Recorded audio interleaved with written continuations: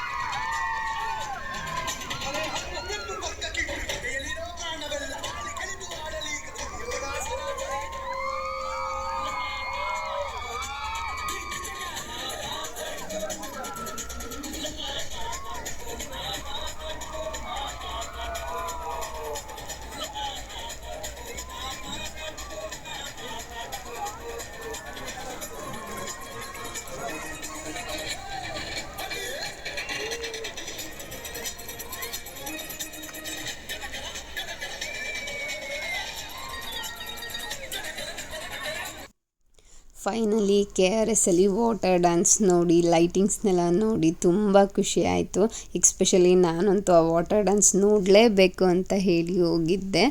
ತುಂಬ ಖುಷಿನೂ ಆಯಿತು.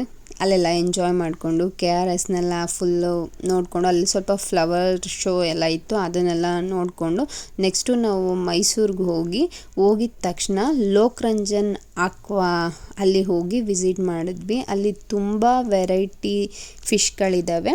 ನಾವು ಎಲ್ಲ ಸ್ವಲ್ಪ ನೋಡಿಕೊಂಡು ವೀಡಿಯೋಸ್ ಎಲ್ಲ ಮಾಡಿಕೊಂಡು, ನಮ್ಮ ಪಾಪು ಅಂತೂ ತುಂಬ ಎಂಜಾಯ್ ಮಾಡಿದ್ಲು. ಎಲ್ಲ ಫಿಶ್ನು ಟಚ್ ಮಾಡ್ತೀನಿ ಅಂತ ಹಿಂಸೆ ಕೊಡ್ತಿದ್ಲು. ಒಂದು ಕಡೆ ಟಚ್ ಮಾಡ್ಬೋದು ಮತ್ತು ಫುಡ್ಡೆಲ್ಲ ಹಾಕ್ಬೋದು ಫಿಶ್ಶಿಗೆ. ಅಲ್ಲಿ ಸ್ವಲ್ಪ ಹೊತ್ತು ಪಾಪುನು ಆಟ ಆಡಿಸ್ಕೊಂಡು ಸ್ವಲ್ಪ ವೀಡಿಯೋಸ್ ಮಾಡಿಕೊಂಡು, ಇನ್ನು ಮೈಸೂರು ಲೈಟಿಂಗ್ಸ್ ನೋಡೋಕ್ಕೆ ಲೇಟ್ ಆಗುತ್ತೆ ಅಂತ ಹೇಳಿ ವಾಪಸ್ ಬಂದ್ವಿ. ತುಂಬ ಕ್ರೌಡ್ ಇತ್ತು. ಸೊ ನನ್ನ ತಮ್ಮ ನಮ್ಮ ಪಾಪುನ ಎತ್ಕೊಂಡು ಓಡಾಡ್ತಿದ್ದ.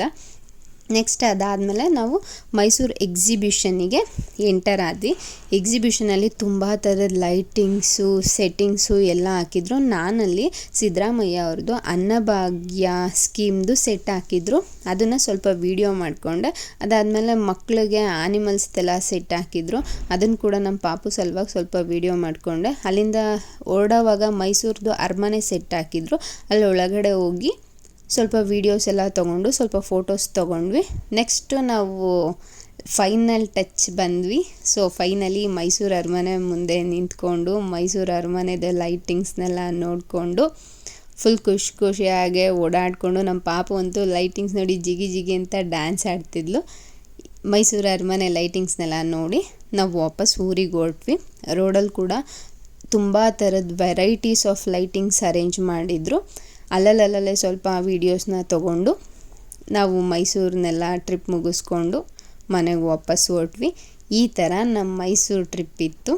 Thanks for watching. ನನ್ನ ಚಾನಲ್ಗೆ ಸಬ್ಸ್ಕ್ರೈಬ್ ಆಗಿ ಸಪೋರ್ಟ್ ಮಾಡಿ.